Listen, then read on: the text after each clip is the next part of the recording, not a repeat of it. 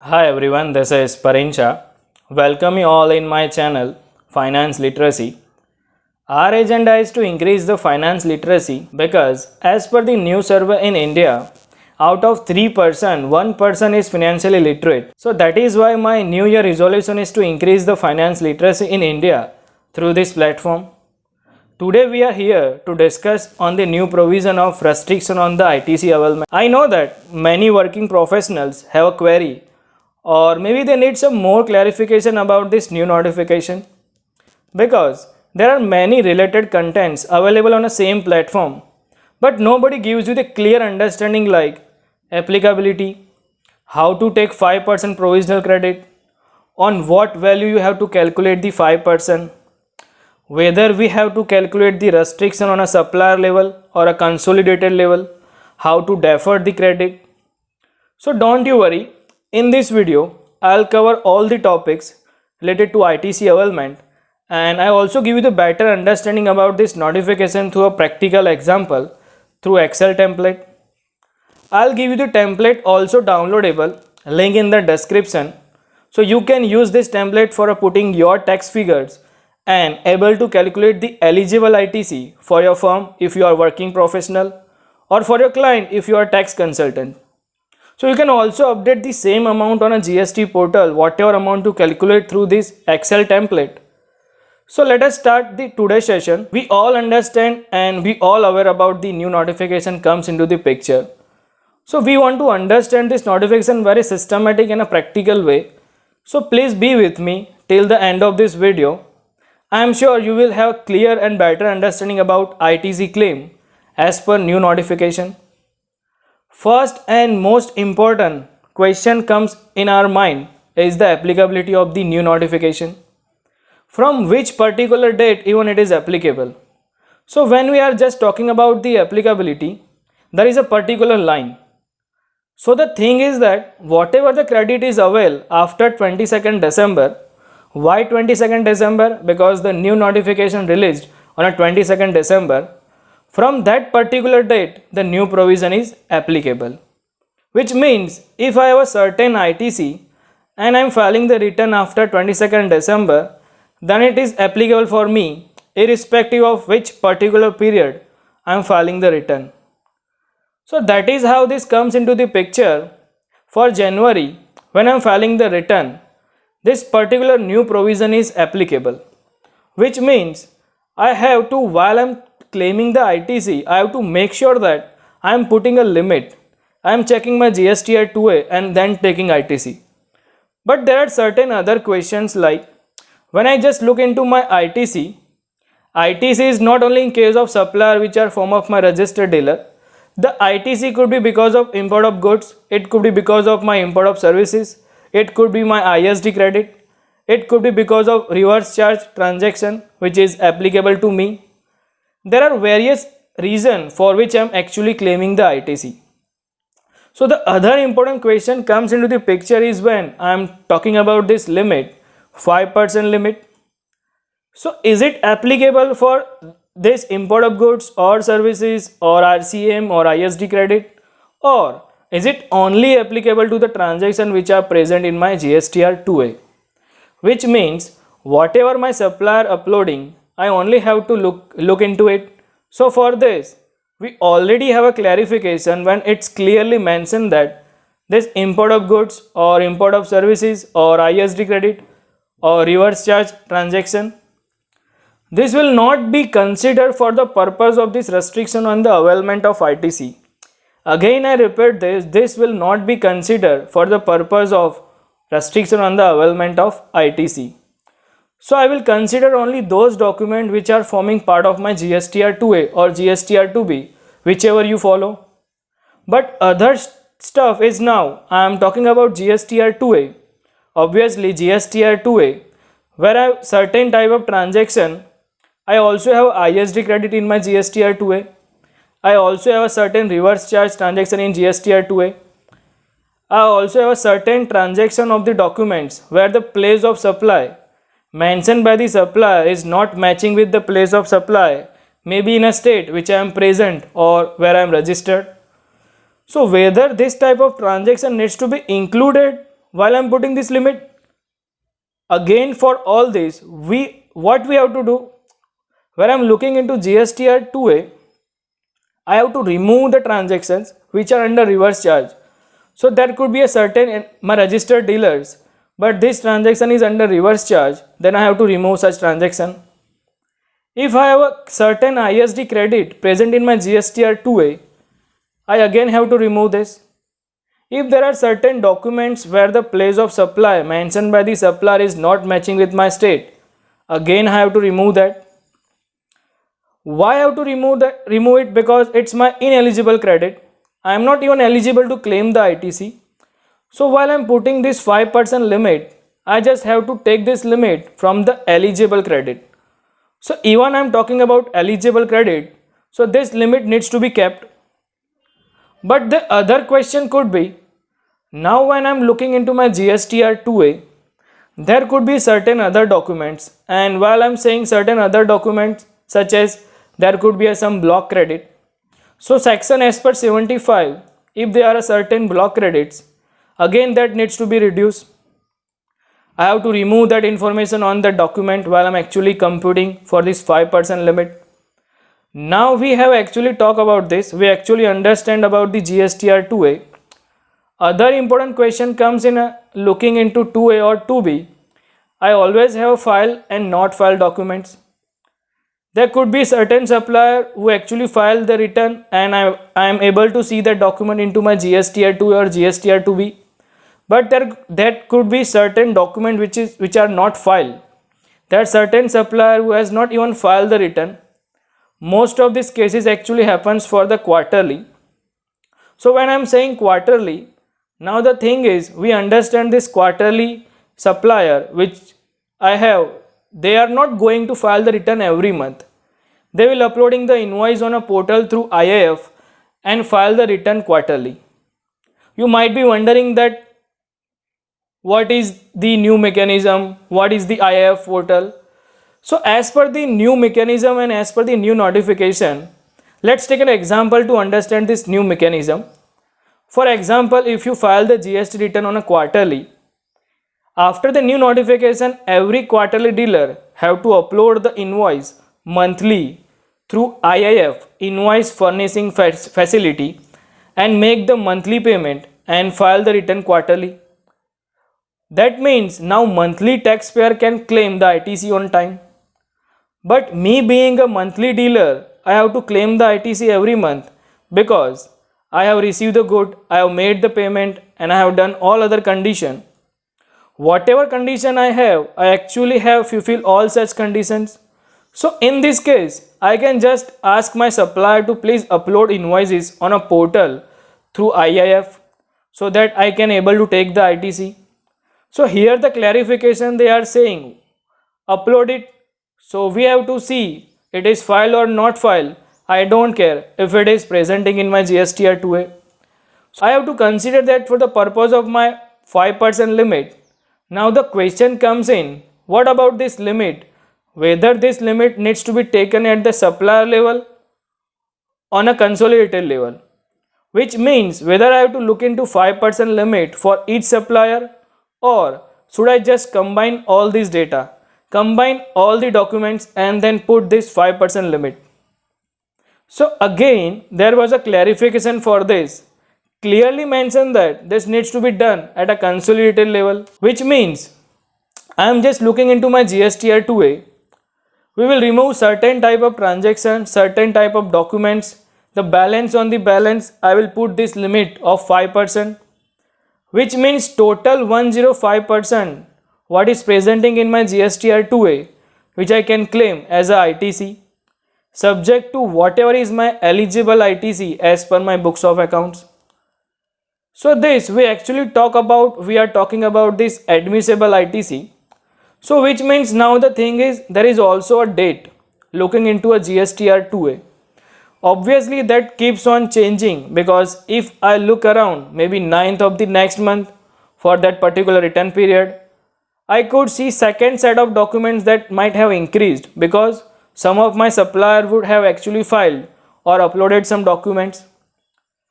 This can change again maybe 12th or 13th, because there are certain supplier who have late filer, we have not even filed by 11th, but they have filed the afterwards. So this keeps on changing. So what is the time when I have to look into my GSTR 2A for putting this limit? Again, for this date there are separate clarification. They are saying this limit when I am looking into GSTR 2A or GSTR 2B documents, I have to look into the document till the due date of filing the return of supplier.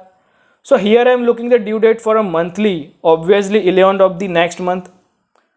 So the due date would be 11. So I have to look into my GSTR 2A for particular return period till 11th of the next month. I have to download the GSTR 2A data on the particular date, then do this 105% limit into my GSTR 2A. Obviously, practically, if we just talk about this, it's just not even possible, because GSTN don't provide as a facility. So, and it is not possible at every level to just download it. Maybe if I am delayed by 1 day or 2 days, I don't have a facility where I can just go back and then download for the 11th of the next month. Maybe GSTN can come up with the change. Even the change in this provision of clarification, they have come in a sometimes, or maybe they can give a facility in this portal itself where they can say, okay, this is facility and now you can actually download this stuff. So now if you just talk about, now we understand, okay, we have to look into a GSTR 2A data up to like the next month of 11. We also understand about like what are the documents which needs to be excluded while we are looking into this limit. So let's understand all this with the help of example. So I'm talking about example. Let's say there is one return period which is month 1 and there is another return period month 2. Let's say I'm filing the return for the month 1. So obviously for the month 1, when I'm going to file my GSTR 3B by the 20th of the next month, so in my GSTR 2A till the 11th of the next month, there was a total ITC amount rupees 5000, file and not file for both the documents. Then there was a certain transaction which was included. So there was a reverse charge transaction which was included in GSTR 2A, where there were a certain transaction of certain documents where my place of supply was different. And also there were certain documents in my GSTR 2A that I'm not eligible to claim ITC. This is because of some block credit. So what I have to do, I have to look into GSTR 2A. My total ITC is rupees 5000. I have to just remove this information. So I was just remove the ITC. So total ineligible ITC, it becomes 800 here, 500 RCM, 200 different place of supply, 100 ineligible credit.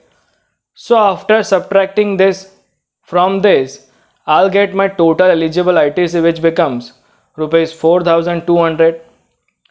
So that is now my eligible ITC. Now this eligible ITC, I'll put 5% limit, which is now rupees 210, will be the maximum eligible ITC which I can claim as per GSTR 2A.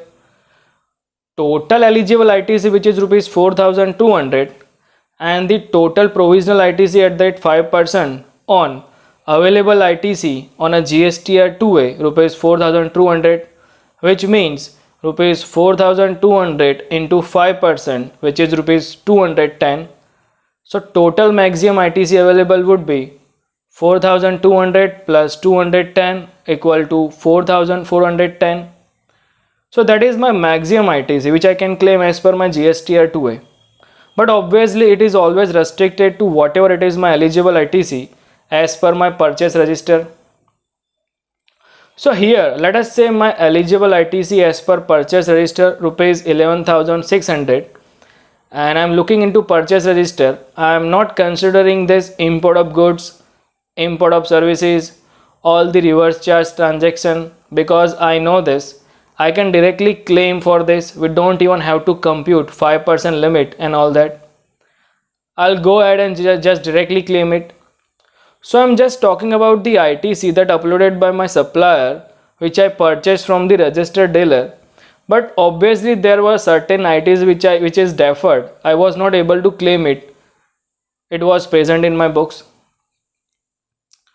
I have fulfilled all the conditions since it was not present in my GSTR 2A, where I was not able to claim the ITC. So that I'll be deferred ITC, so that I'll be able to claim maybe in the next month or when my supplier actually uploading the invoice.